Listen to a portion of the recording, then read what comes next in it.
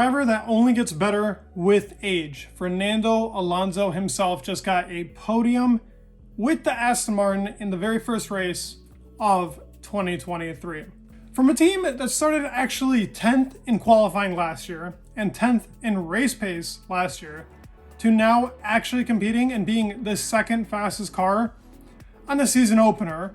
I mean, that progression is insane. The only car I can really think of that made progress like that was the actual Brown from 2009.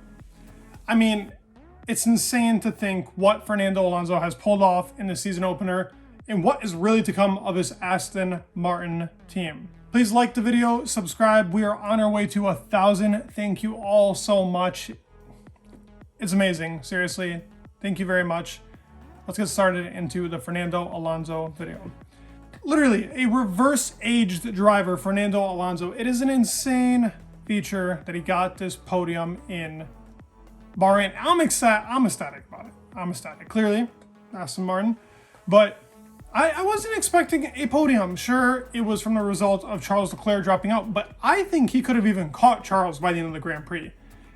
It would have been a very close call.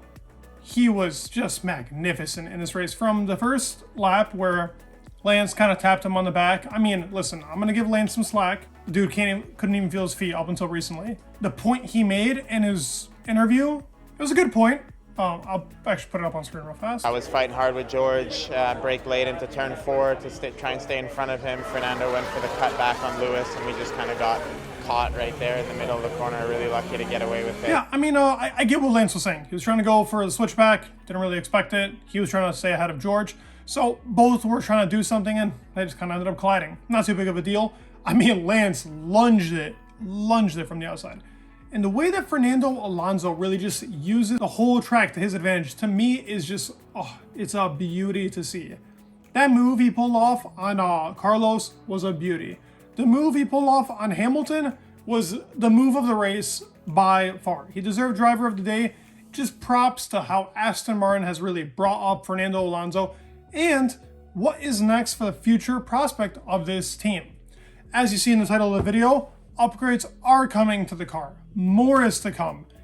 Listen, this car is a base car for Fernando Alonso and Lance Stroll. Those boys are in it for the long run to win with this team. Red Bull do look a lot ahead. It's funny, the driver's interview, Perez saying that it's 3 Red Bulls. Come on, man. It's not 3 Red Bulls. It's not 3 Red Bulls. They just want to say that because Dan Follows came from Red Bull. Oh, no, this is an Aston Martin car. It looks different to the Red Bull, performs different than the Red Bull, and is a beast. The floor, especially right under the side pod, is a very, very simple from the side view. And I'll even put it up on screen, the part that I'm talking about. A lot of development is still there to be found. And I mean a lot. Who knows where the underfloor is at? This car changed 95%. It gained 2.4 seconds. 2.4 seconds within a year's time. From Bahrain 2022 to Bahrain 2023, 2.4 seconds. Now that is a ridiculous margin, and really the Aston Martin team just needs to be applauded for how well they did on this car. I mean, Fernando is the biggest thing to applaud for how he drove this car. Lance through an injury, what a beast. But yet again, speaking about the upgrades, the actual car is very base model-like. They took some stuff off of the AMR 2022, obviously. The car is still pretty draggy, so straight line speed is something that is important on this car and they need to work on. I think that there's a lot of development to be found for that. It was overtaking though on the straights sometimes. It still wasn't as fast. The Mercedes car was actually the fastest car on the straights, believe it or not, in this race. But Max Verstappen never had DRS, so we can't really judge it off of that. But he was faster than Perez. And the Aston Martin was close to competing with Perez this time with DRS open, so that is a good sign that it shreds its drag pretty well. Tire management, oh, chef's kiss. Best team on the grid when it came to tire management. Probably up there with Red Bull. They know what they're doing.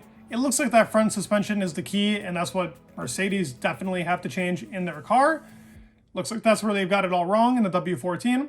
The MR23 being its base and what it has achieved. Upgrades already coming in, like I was talking about. The floor is a big thing, the underfloor is a big thing. they're actually talking about the side pods being changed. I remember that was something that was being talked about, the inlet itself, the way that they want to make the airflow go into the actual side pod. It seems like the car was reliable from its first race, no problems at all. Ferrari had a couple problems.